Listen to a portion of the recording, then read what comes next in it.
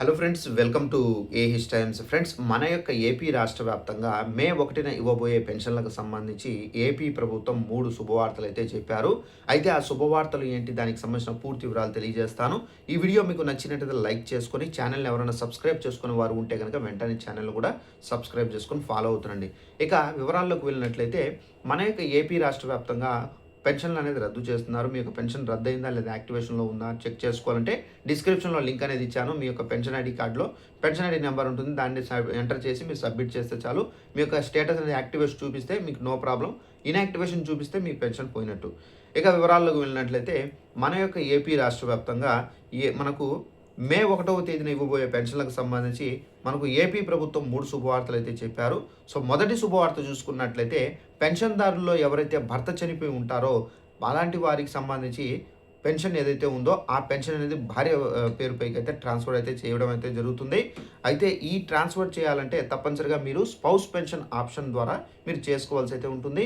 ఈ spouse pension option ద్వారా మీరు ఎలా చేసుకోవాలంటే మీ యొక్క గ్రామ మరియు వార్డు సచివాలయాలకు వెళ్ళేటప్పుడు ఎవరైతే చనిపోయి ఉంటారో వారికి సంబంధించినటువంటి డెత్ సర్టిఫికేట్తో పాటు ఆధార్ కార్డు అలాగే రేషన్ కార్డు అనేది తీసుకొని వెళ్ళాల్సి అయితే ఉంటుంది. సో సచివాలయంలో వారి యొక్క వివరాలు అనేది తీసుకొని వాళ్ళు పరిశీలించడం అయితే జరుగుతుంది.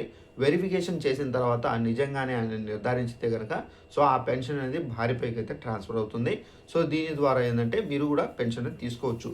ఇక సెకండ్ వన్ చూసుకున్నట్లయితే పెన్షన్దారులు ఒక ప్రదేశాల్లో ఉండి వేరొక ప్రదేశానికి వెళ్ళి స్థిరపడిన వాళ్ళు చాలామంది అయితే ఉన్నారు.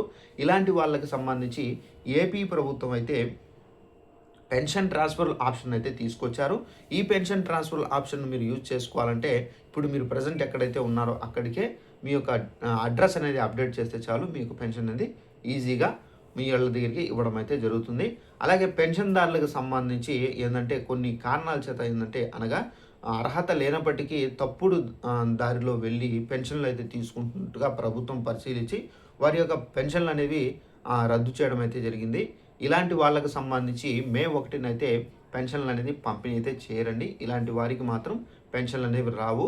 ఒకవేళ మీరు జెన్యున్గా ఉంటే కనుక తప్పనిసరిగా మీరు మళ్ళీ అపీల్ చేసుకుంటే కనుక మళ్ళీ మీ పైన వెరిఫికేషన్ చేసి నిజంగానే అని చెప్పేసి నిర్ధారణ అయితే కనుక మీ పెన్షన్ అనేది ఇవ్వడం అయితే జరుగుతుందండి. సో ఇదండి మనకు పెన్షన్దారులకు సంబంధించి మే 1న అయితే ప్రభుత్వం నుంచి వచ్చినటువంటి గుడ్ న్యూస్. ఈ వీడియో నచ్చినట్లయితే లైక్ చేసుకొని ఛానల్ను ఫాలో అవుతుండే ప్రతి చిన్న ఇన్ఫర్మేషన్ మీకు తెలియజేస్తూ ఉంటాను. Thanks for watching this video. All the best.